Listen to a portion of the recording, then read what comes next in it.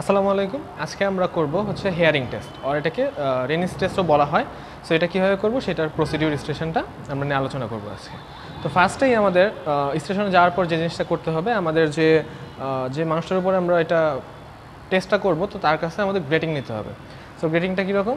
আসসালামু আলাইকুম, আমি অমুক, আমি ফার্স্ট প্রফেশনাল এক্সামিনি। সো আমি আপনার শ্রবণ শক্তি পরীক্ষা করতে চাই এবং হচ্ছে এতে আপনার কোনো সমস্যা হবে না।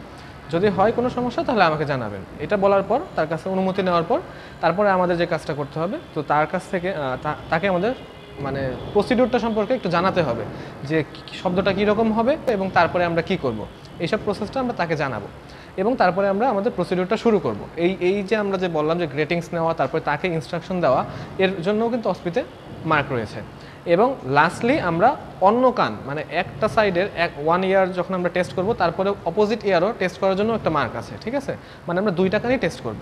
সো আমরা তাহলে শুরু করি। আসসালামু আলাইকুম, আমি কেম তাহিদ, আমি ফার্স্ট প্রফেশনাল পরীক্ষার্থী। আমি আপনার শ্রবণ শক্তি পরীক্ষা করতে চাই, এতে আপনার কোনো সমস্যা হবে না। আপনি কি প্রস্তুত? আচ্ছা, তো এটা যদি নর্মাল যদি আমরা আওয়াজটা দেখি, তাহলে নর্মাল আওয়াজ হচ্ছে এরকম, ঠিক আছে? আপনি যখন এটা শুনতে না পাবেন বা শোনা যখন থেমে যাবে, তখন আপনি হাত উঁচু করবেন। তারপরে আমরা আবার সামনে আনবো, আবার যদি শুনতে না পান তাহলে হাত উঁচু করবেন, ঠিক আছে? আপনি আরেকটু এদিকে করেন। হ্যাঁ, আমরা শুরু করি।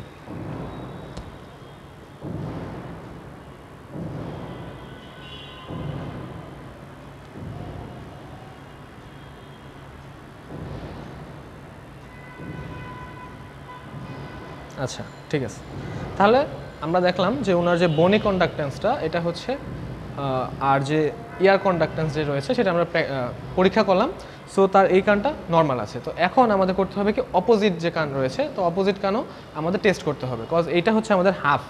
অনলি আমাদের হাফ পার্ট হচ্ছে আমাদের এখানে পরীক্ষা করা হয়েছে, বাকি হাফ পার্টের জন্য আমাদের আরও একটা 1 মার্ক রয়েছে। তো আমাদের অন্য কানটাও পরীক্ষা করতে হবে, তারপর আমরা অন্য সাইডে চলে যাবো আমাদের যে ইয়ে রয়েছে। এরপরে আমরা এইখানেও সেম যে কাজটা করব।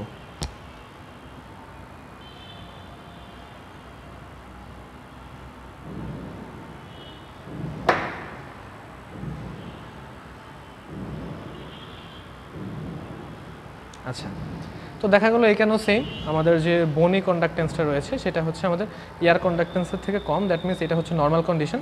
সো এইভাবে আমরা বুঝতে পারলাম যে আমাদের এই পার্সনের হচ্ছে হিয়ারিং টেস্টটা নর্মাল আছে, ঠিক আছে? তার মানে তার 2টা কানই ভালো আছে।